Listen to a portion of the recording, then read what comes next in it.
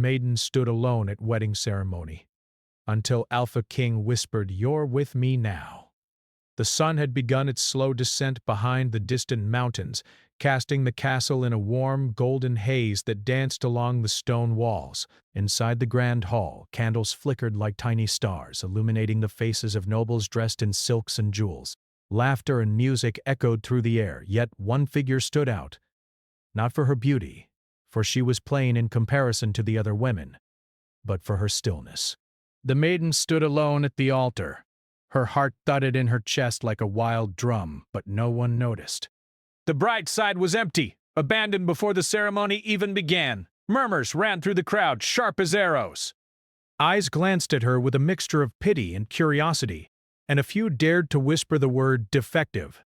She drew a deep breath, wishing the floor would open beneath her, wishing she could disappear. The silk of her dress felt heavy, choking her, the veil like a cage around her head.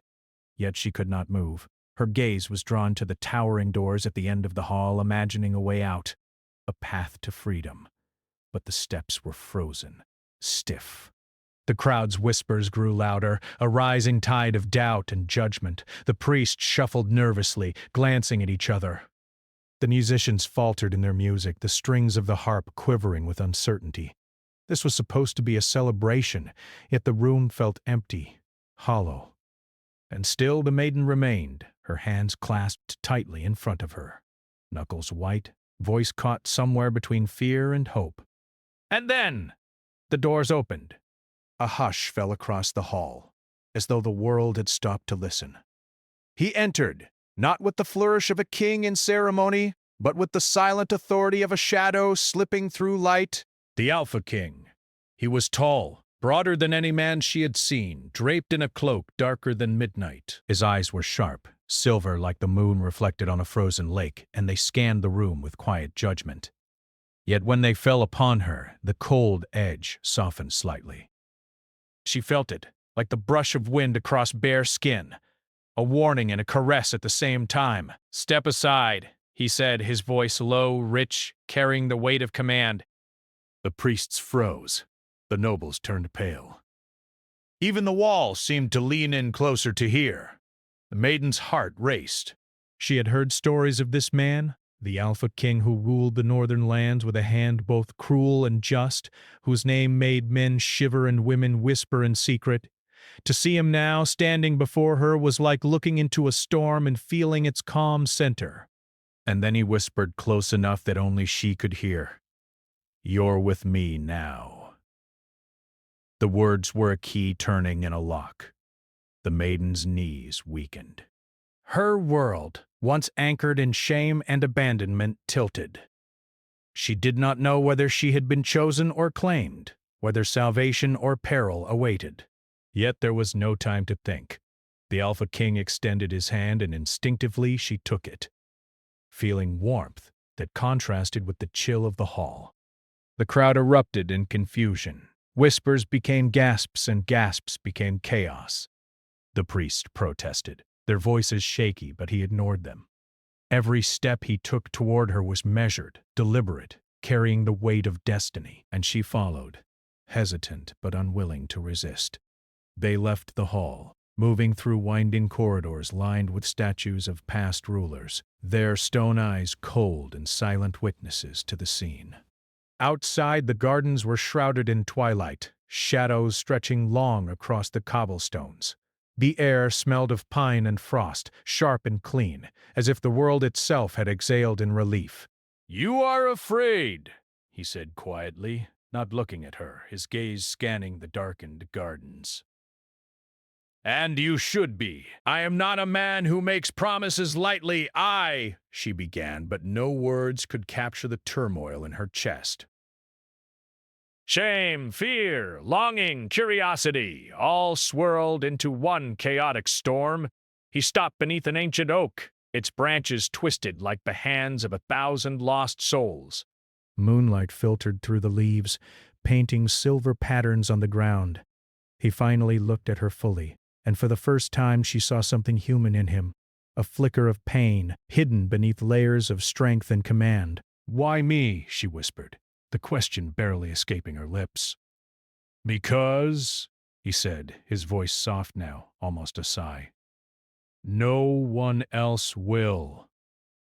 And perhaps because you are the only one who can see me for what I am, not what they believe me to be. The maiden swallowed, uncertain if she should feel relief or dread. She had spent her life being abandoned, being called defective, being told she was not enough. And here was a man, the most feared in the kingdom, taking her hand as though she were precious. But there was no softness, no easy comfort, only the gravity of power, and the knowledge that she now belonged to him, willingly or not. They walked in silence, passing fountains where water shimmered like liquid silver, past statues whose eyes seemed to follow them. The castle beyond the gardens loomed like a fortress of shadows, promising both protection and danger. The Alpha King did not speak again until they reached the massive doors of his private chambers. "You will stay here," he said. "Not as a prisoner, not as a guest, but as someone who must learn. The world you knew is gone. You are with me now, and with me, nothing will ever be simple." The maiden nodded, unable to voice what she truly felt. She had not chosen this path. And yet, for the first time in her life, she did not feel completely alone. The king left her at the threshold, and as the door closed, she realized she was standing in a room filled with books, strange artifacts, and tapestries that seemed to move slightly when she looked away. The air was heavy with the scent of old wood and distant rain. A candle flickered, casting shadows that danced across the walls. Hours passed, or perhaps minutes. Time felt strange here. She wandered the room, touching the objects with trembling hands, feeling the weight of history and magic. Something about this place called to her, whispered to her heart in a language she did not understand, urging her to be brave, to be strong. And then from the shadows a soft sound, a whisper, not of the king, but of the room itself. It seemed to hum in rhythm with her heartbeat. Fear rose in her chest, but so did a strange excitement, a sense that perhaps she had been abandoned in the world not because she was weak, but because she had a role no one had dared to give her before. Suddenly, a shadow moved across the far wall. She spun, heart in her throat, expecting danger. Instead, she saw a figure, tall, cloaked, waiting. The Alpha King had returned, eyes glinting in the dim candlelight. "You are thinking too much," he said softly, almost a chide. Fear will not protect you. Courage, even small courage, will. "I don't know if I can," she began, but he cut her off with a hand raised, gentle yet commanding. "You will, 'cause you must, and because I will not allow the world to take you from me." Her chest tightened, a strange mix of fear and longing twisting together. She did not understand the promise fully, but she felt it deep in her bones. He was not just a king, not just a man of power. He was a force, a storm, a shadow that would either consume her or protect her. As the night deepened, the room seemed to shrink and expand all at once, like the world itself was breathing with them. She sat by the window, staring at the moonlit gardens, and wondered if she would ever be able to leave this place, or if leaving had become impossible. And outside, the wind whispered through the trees, carrying a message she could not yet understand. Change was coming! Fate had shifted!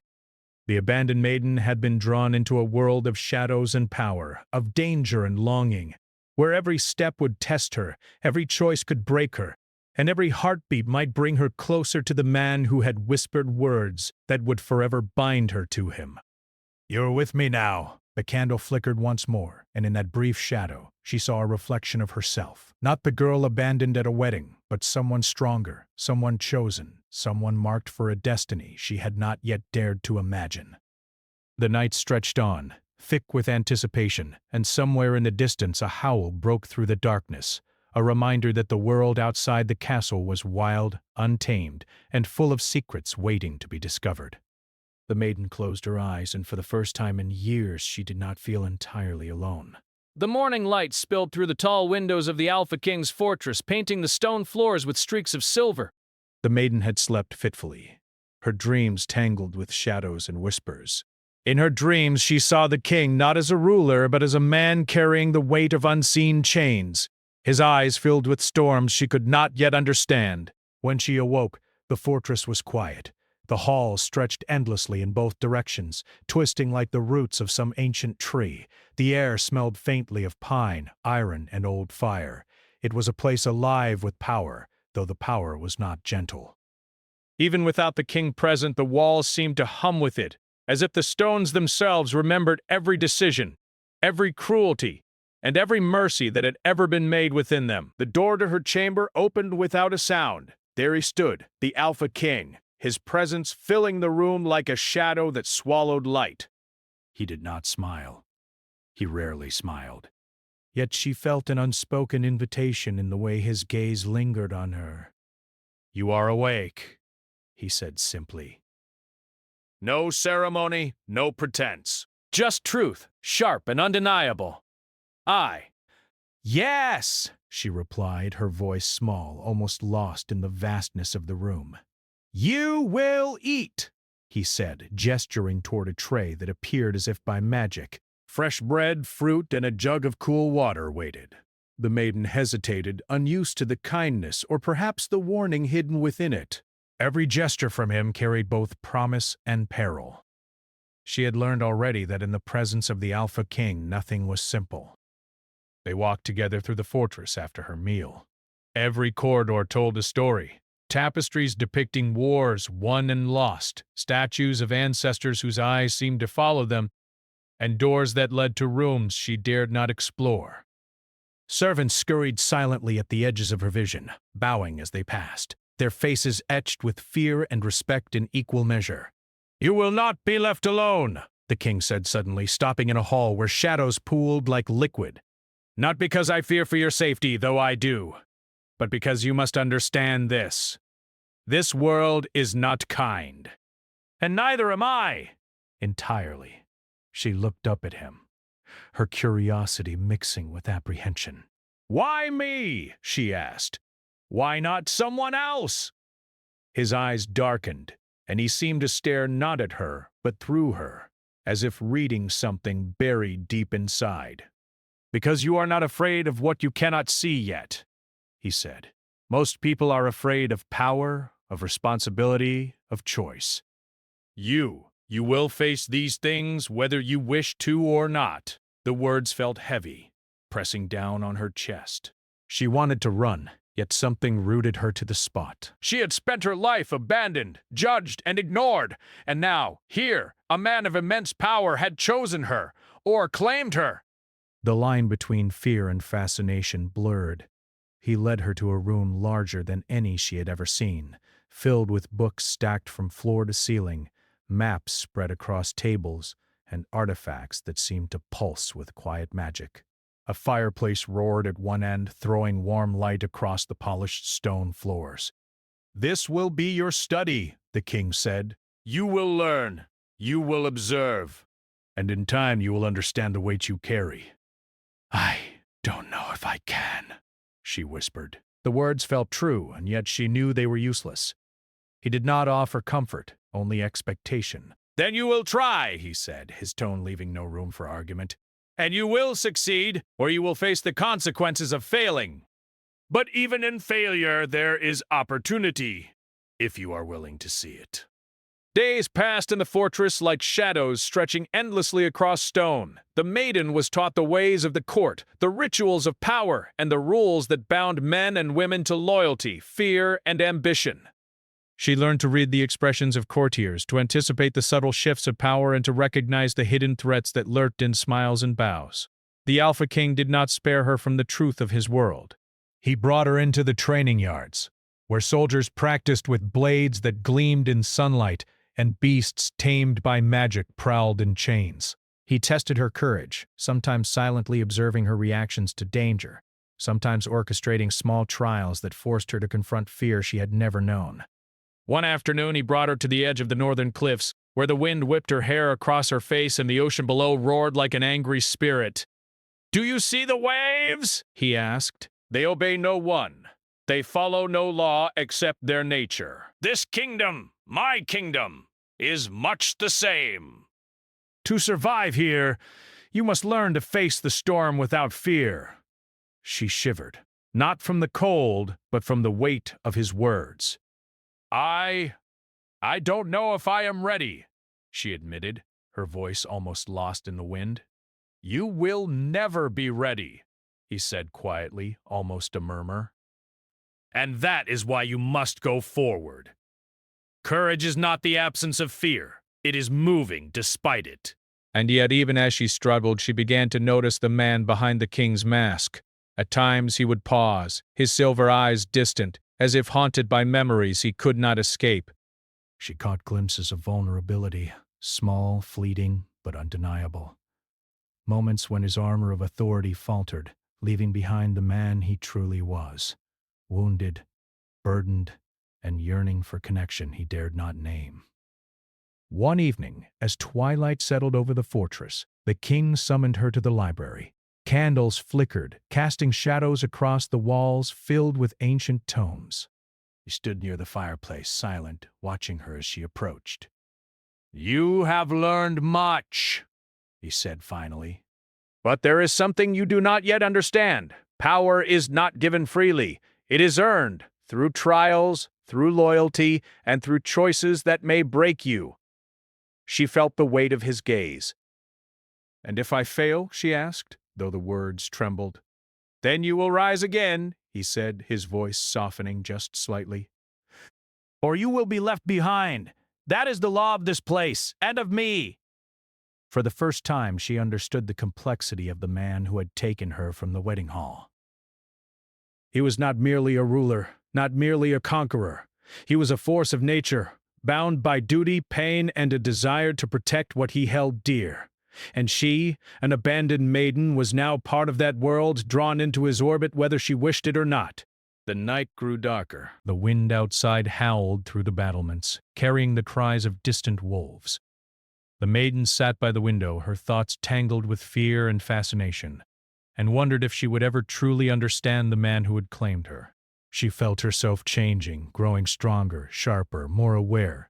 The fortress was shaping her, testing her, and she could feel the slow awakening of power within her, a strength that frightened and excited her all at once. Suddenly a sound shattered the quiet, a low, haunting growl from the shadows near the entrance. The maiden froze, heart hammering, as a creature stepped from the darkness, its eyes glowing faintly. A wolf, larger than any she had ever seen, fur black as midnight, moved toward her with silent grace. The king appeared instantly, stepping between her and the beast. "Do not be afraid," he said. His voice was calm, but there was an edge of command that made the air itself seem to still. The wolf stopped, bowing its head slightly in recognition of him. "This is my companion," he said, gesturing to the creature. "Loyal, fierce, and bound to me as I am bound to this kingdom, you will learn to trust the strength around you." "And the strength within you," the maiden nodded, unsure if she was ready, but willing to try. She sensed that her trials were only beginning, that each step in this fortress would bring her closer to the truth of the Alpha King, and to the truth of herself. Days and nights blurred together, a cycle of lessons, challenges, and small victories. She learned to walk the halls with confidence, to meet the eyes of nobles without shrinking, to navigate the delicate dance of power and perception. And with each passing day, the bond between her and the king deepened, not through words, but through understanding, through shared glances, through the quiet acknowledgement of their mutual strength and vulnerability. Yet the shadows lingered. There were secrets she could not uncover, dangers that waited in corners she could not see. And still she felt herself drawn to the man who had claimed her, whose presence was both terrifying and mesmerizing. The Alpha King was a storm, and she was learning to stand in the wind, to weather the power and the danger, and perhaps to survive it. And him. The morning mist clung to the forest like a silver veil, weaving through the towering trees and dripping from the jagged rocks. The Alpha King led the maiden along a narrow path, his cloak brushing against the damp undergrowth, his presence steady and commanding. Behind him, shadows stretched long and restless, as if the forest itself watched their every step. The maiden followed quietly, her heart thrumming with a mixture of fear and anticipation. The days in the fortress had strengthened her body and mind, but the wilderness beyond its walls tested her in ways she had never imagined. Every rustle of leaves, every snap of a branch made her pulse quicken. She had been abandoned before, and fear had often made her stumble. But now, with the king at her side, she felt something different, a strange, fierce courage she had not known existed. "The journey is not meant to be easy," the king said, breaking the silence. His voice carried over the mist like a low echo. "The curse that haunts my kingdom is older than any of us. It cannot be faced without strength and without sacrifice." She glanced at him, the silver light of the dawn catching the edges of his dark cloak. "Sacrifice?" she asked softly. "What do you mean?" He did not answer immediately. Instead, he stopped at a clearing where the ground was bare, save for a circle of black stones, each etched with strange, shifting runes. The air here felt heavier, as if it pressed against her chest and lungs. "Here is where you begin your trial," the king said finally. "The forest will challenge you, not only in body but in heart. You will confront fear, doubt, and temptation. And you will learn the power you carry within yourself." Her stomach tightened. She had never considered herself powerful. She was a girl abandoned at a wedding, whispered about, and ridiculed.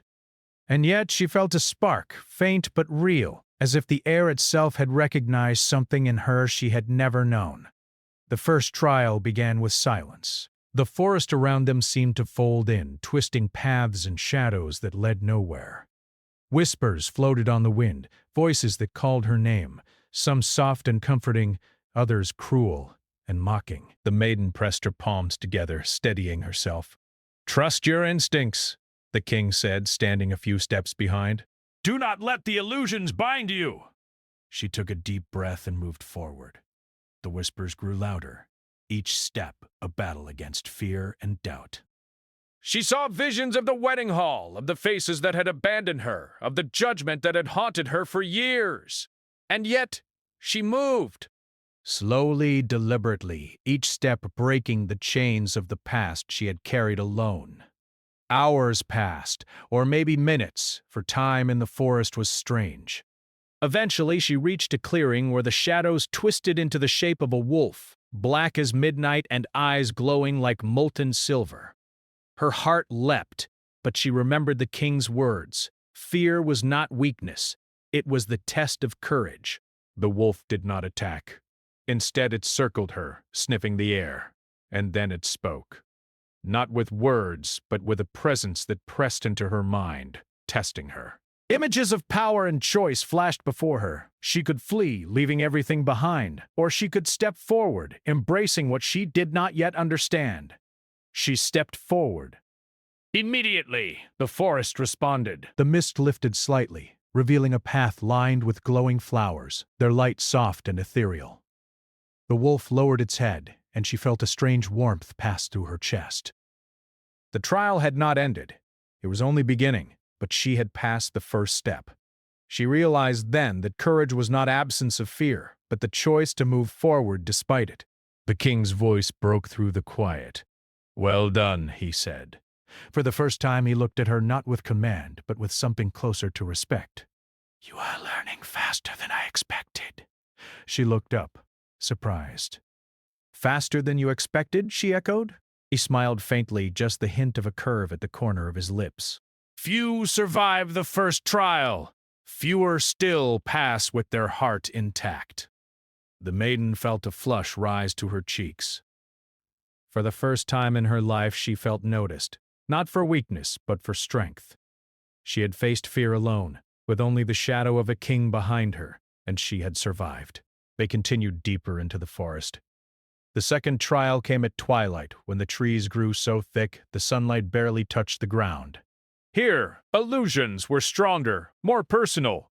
She saw visions of herself, powerful, confident, and beloved, yet each vision carried a subtle threat. The images whispered, tempting her to claim the power for herself, to take what she could regardless of consequences. The king watched silently from the shadows, letting her confront these temptations alone. Her heart ached at the thought of betrayal, and yet she resisted.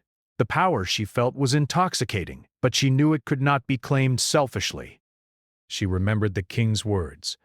Loyalty and choice define true strength.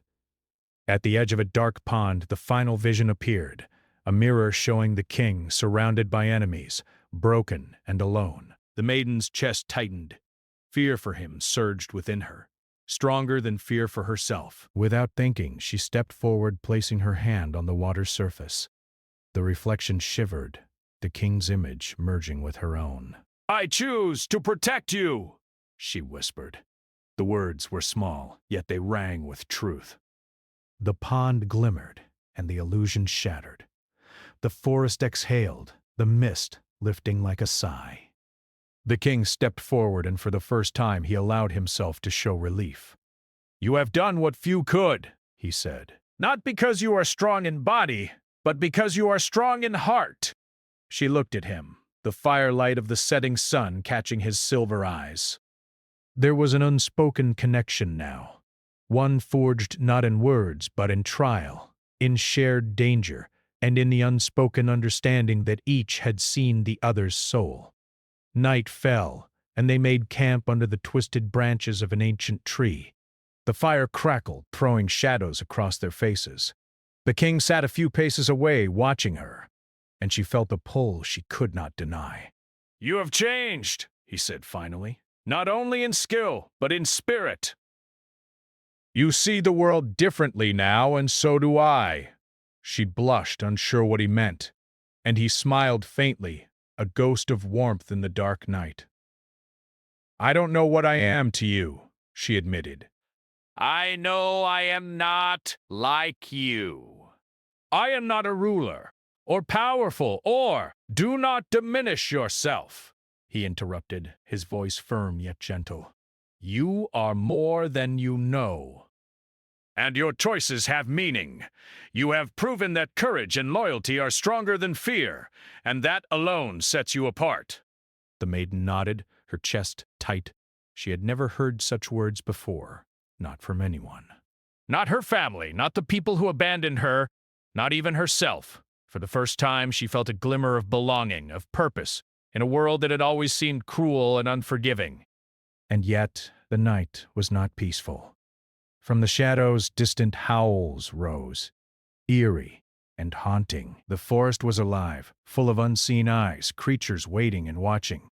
She shivered, but the king's presence beside her was steady, unyielding. "Tomorrow," he said, "we move deeper. The final trial awaits, and it will test everything you have learned, the courage, the loyalty, and the heart that guides you. Be ready, for what lies ahead will demand more than you can imagine." She nodded silently, watching the fire flicker. The warmth of the flames could not reach the chill that pressed against her from the forest beyond, nor the weight of what the king had hinted at, but she felt ready in a way she had never been before. She had faced fear, confronted temptation, and discovered strength she had never imagined. And now, with the Alpha King at her side, she felt that perhaps, even in the darkest shadows, she could endure what was coming.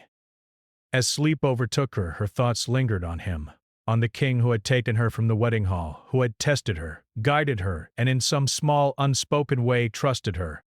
There was something unbreakable in his presence, a force she could neither resist nor fully comprehend, and she realized, with a mixture of awe and fear, that the path ahead would not only test her strength, but the fragile, growing bond between them. The forest whispered around her, carrying secrets, dangers, and unseen eyes. Tomorrow the final trial would begin, and in the heart of the wilderness the Maiden and the Alpha King would confront truths that could bind them together or tear them apart. The citadel rose before them like a jagged crown of stone, dark against the twilight sky. Its towers pierced clouds heavy with silver and violet, and the wind howled through the ruined walls, carrying whispers of centuries past. The Maiden and the Alpha King stood at its base, gazes locked on the path ahead. "The final trial lies within," the king said, his voice low, echoing in the wind. "Beyond these gates waits the curse that binds my kingdom. Its power is old, relentless. It will see your fears, your doubts, and strike at your heart. but if you face it together, we may succeed. Fail, and all may fall. The maiden swallowed hard. She felt exhaustion clinging to her muscles, her body trembling from days of trials, yet her spirit was resolute. The forest, the illusions, the wolf, and the haunting whispers of the previous trials had prepared her. She had learned courage, loyalty, and the truth of her own strength. "I am ready," she said, her voice firm, though her heart raced. The king nodded once, a shadow of a smile flickering across his face. He took her hand, warm and grounding, and led her through the archway of the citadel. The air grew thick, the walls alive with a faint flickering glow. Shadows danced unnaturally along the floors, and the echoes of old voices rose and fell in a language she could not understand. "This place," she whispered. "It feels alive." "Alive," he agreed, "but not friendly.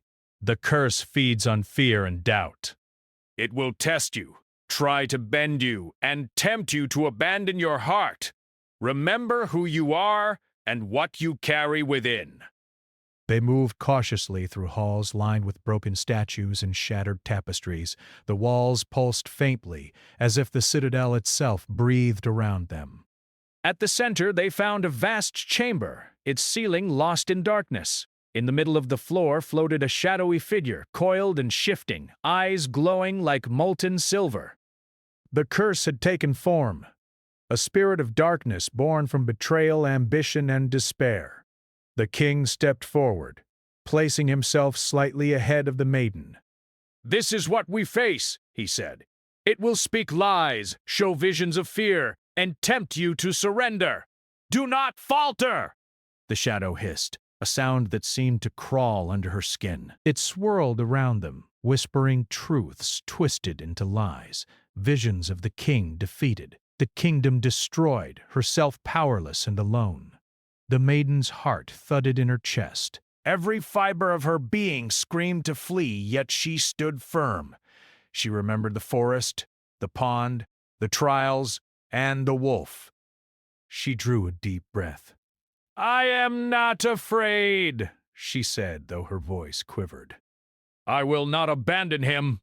I will not abandon myself," the shadow shrieked, the air around them vibrating with rage. It split into countless forms, each one a different fear, a different nightmare. The king moved beside her, hand brushing hers, grounding her. "Together," he said. The words were enough. They clasped hands fully now, standing side by side. The shadow lunged, weaving visions meant to break them apart, but the maiden faced it, recalling the courage and loyalty she had earned.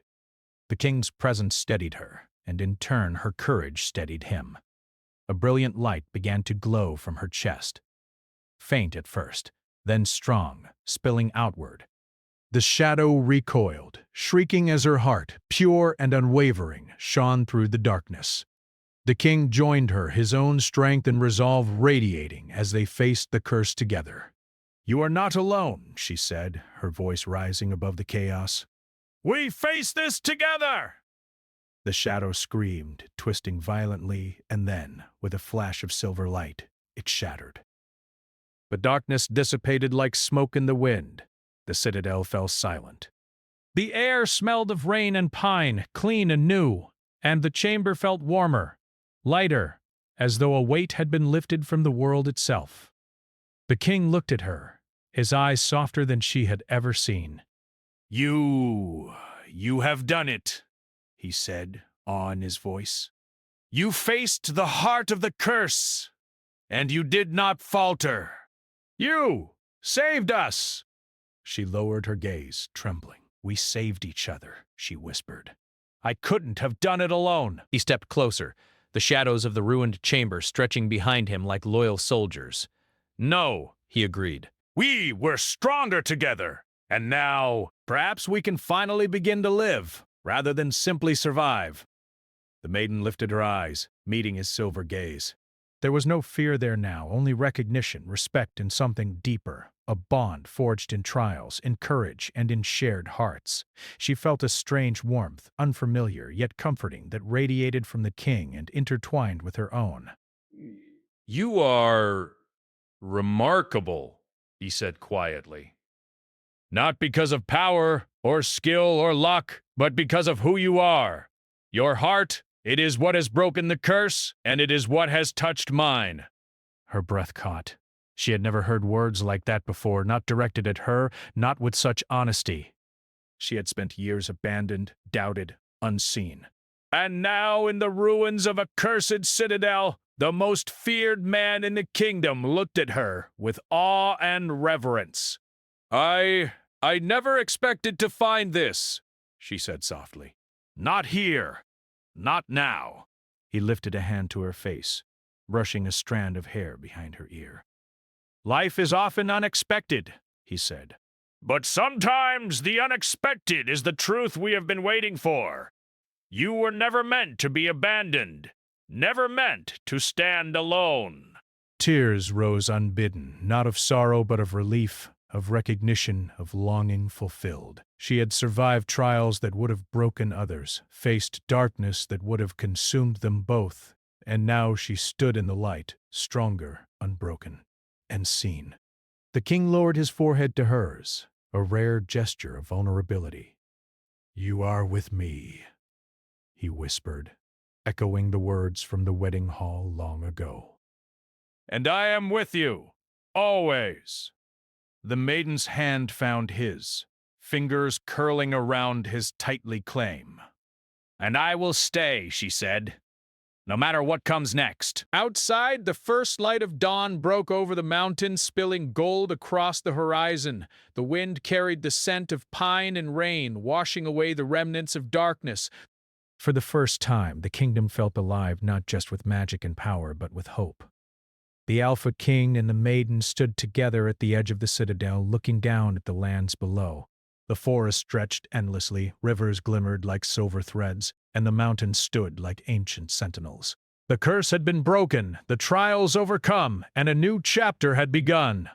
And yet, even in triumph, they knew the world would continue to test them. Shadows still lurked in distant forests, whispers still stirred in the wind, but they had faced the heart of darkness and survived, and together they were stronger than anything the world could throw at them. The king took a step forward, hand in hers. "We have earned this moment," he said. "Let us live it, together, without fear." She nodded, feeling warmth and strength she had never known before. "Together," she agreed. The sun rose fully, golden and bright, illuminating the fortress, the forests, and the distant mountains. A new day had come, not just for the kingdom, but for them. The Alpha King and the Maiden, bound by trials, trust, and unspoken bonds, had found not just survival, but the possibility of love, redemption, and life together. They walked back into the citadel side by side, hands entwined, hearts aligned. The fortress, once dark and threatening, now seemed alive with possibility, reflecting the strength and courage that the Maiden had discovered within herself. She was no longer the abandoned girl at a wedding. She was a survivor, a fighter, and a partner to a king who had finally found someone worthy of trust and devotion. And somewhere, in the distant forests and mountains, the whispers of the past faded, replaced by the quiet hum of hope. The world was still vast, still mysterious, still dangerous, but they would face it together, unafraid. For the Maiden and the Alpha King, the trials had ended, but their story, full of courage, love, and the promise of tomorrow, had only just begun.